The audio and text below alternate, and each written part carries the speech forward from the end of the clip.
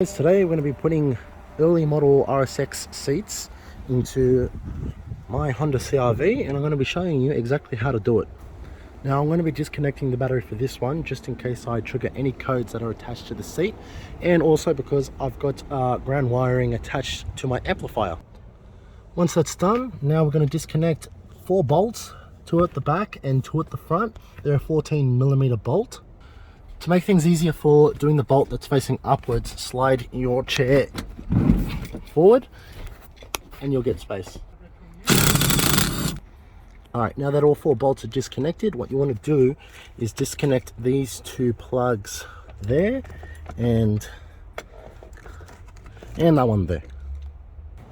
Once the seat is out, all you need to do is take off this plastic trimming on both sides, and you'll be needing only this part here, which is just what you'll be needing to attach it to the RSX seats, not the slider rails. To do this, all you have to do is one Allen, another Allen, and a third Allen over there, and I believe just this bolt right there. Alright, so for the Allen key and the nut, it's a 525 for the Allen and a 10mm for the nut. Now that it's off, you'll have this piece here, and this is the only piece besides the seatbelt that you'll be using in the CR-V. Now what you need to do is just take off the plastic trim. First thing you need to do is disconnect it. There'll be a rivet right there, and there'll be a rivet right there. Other than that, you just pull the thing off and we can get to the seatbelt. Okay, so now to get the buckle off, as you see we have it off now. It's one 14mm bolt right here, and there will be a little rivet with a zip tie there, and one under there somewhere, and I believe one might be attached here if you have heated seats or not. Alright, after you do that, you can take out the seatbelt assembly.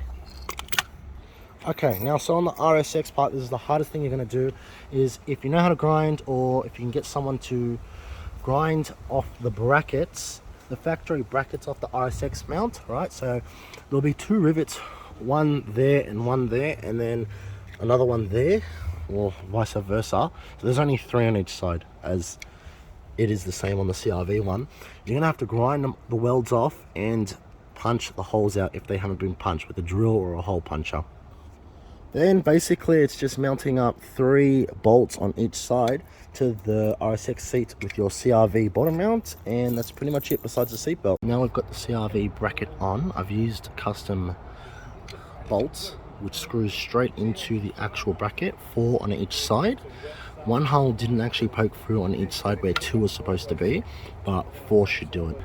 Now for the seat buckle, all you have to do is to get this trim off, which is just a screw.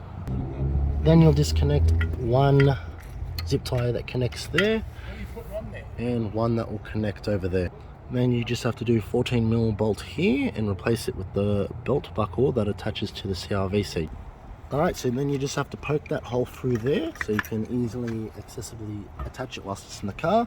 And this trim here poked a little bit further than what the charge is, so we just get this cut off and then you're good to go. Alright, now before we plug in the seat to the car, make sure that we have this plug in, which is for your seat bolt.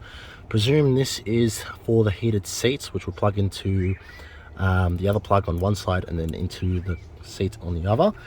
Some cars do come with SRS airbags in the side of the seat. If that's the case, you will need a resistor. I'm not entirely too sure what resistor you would need. I think one other person I've seen has used a 5-ohm resistor. You'd have another cable here, you just plug in the resistor and it will fool the ECU into thinking that the airbags are there, and your system won't have a problem and your airbags should work. Alright, so the chair's in and it's bolted down. You might need to trim this panel here if you want more clearance. So if you want more backwards motion, or you recline the seat more down, you will have to trim this panel or remove it. It's completely up to you. So now that everything's hooked up and the cable's hooked up, we'll reconnect the battery. Then we'll turn the ignition on and make sure no lights are there. So as you can see, gone. So fortunately this car doesn't have any SRS bags, so that's pretty much it. You've got your seat connected and you're ready to go.